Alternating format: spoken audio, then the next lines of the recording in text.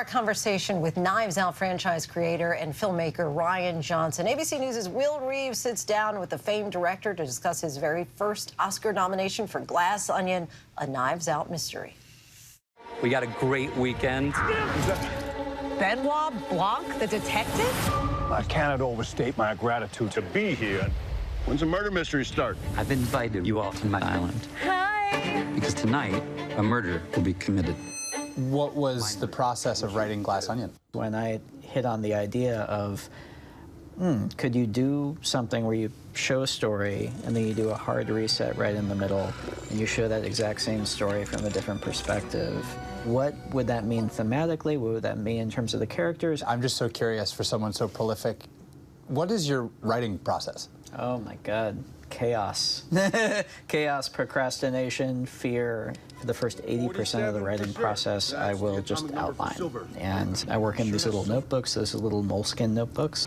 My life was taken away from me by someone, by everyone in this room. My life.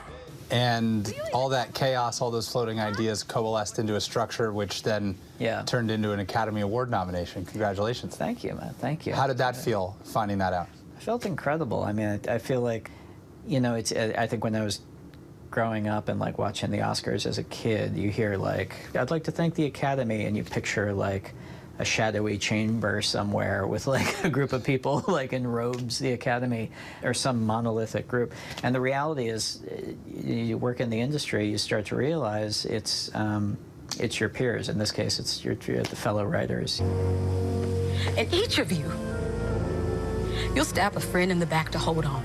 Edward Norton, he plays tech entrepreneur, billionaire, eccentric, etc. Miles Braun. Where and from whom did you draw inspiration for that character? Oh, I don't know. It's invented full cloth. I can't really think of any. No, there's not a person in the middle of the public consciousness? Not at all. Maybe it rhymes with Milan Dusk. Hey now. The reality is, like, while I was writing that character, the more specifically I thought about anybody that you could possibly name, the less interesting it got very, very quickly. Because ultimately there's nothing that interesting about just kind of picking on a person, even if they're a tech billionaire. I think it's always most interesting with despicable people if you can turn the lens back on yourself. So I was thinking about, like, I know I have deep inside myself that I think there is kind of a uniquely American thing all of us have of mistaking wealth for competence or wealth for wisdom. I know I've got it. Let's turn to your new series. Yeah. Poker Face. I could tell she was lying.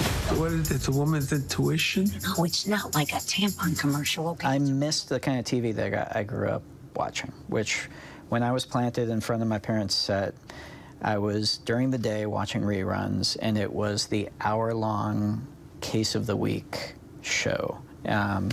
Some of them were mysteries like Columbo and Magnum P.I. and Rockford Files. Sure, you'll be talking to him. He's very efficient. Believe me, if there's anybody can do anything about it, it's going to be Lieutenant Columbo.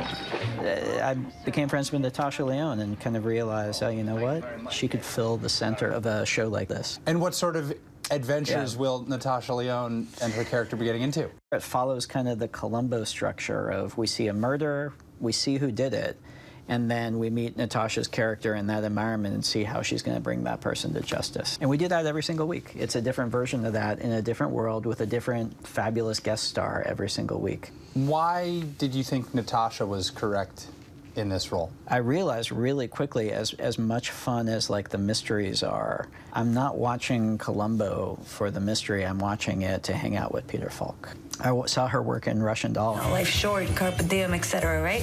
What I do in my time is my business. It's like describing somebody who is a celebrity, like or it has like the movie star thing. There is justice as an intangible thing. You can't take your eyes off of them. And I felt that with Natasha, and I felt like, you know, that's exactly what a show like this needs. And finally, you've got the Knives Out franchise, Poker Face.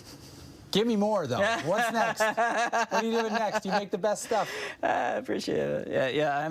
I don't know. I thought that it would be like the best possible thing would be to make something completely different. But then the reality is I found myself just like drawn back to the next Benoit Blanc mystery. I just like making movies. I get as much joy out of making, you know, Brick or The Brothers Bloom, you know, as I did out of making a Star Wars movie, you know, because end of the day, it's a joy of creation, it's a joy of collaboration with great people. That's the thing I'm most thankful for, is I've been able to make my movies my way from the start and have that same satisfaction in them.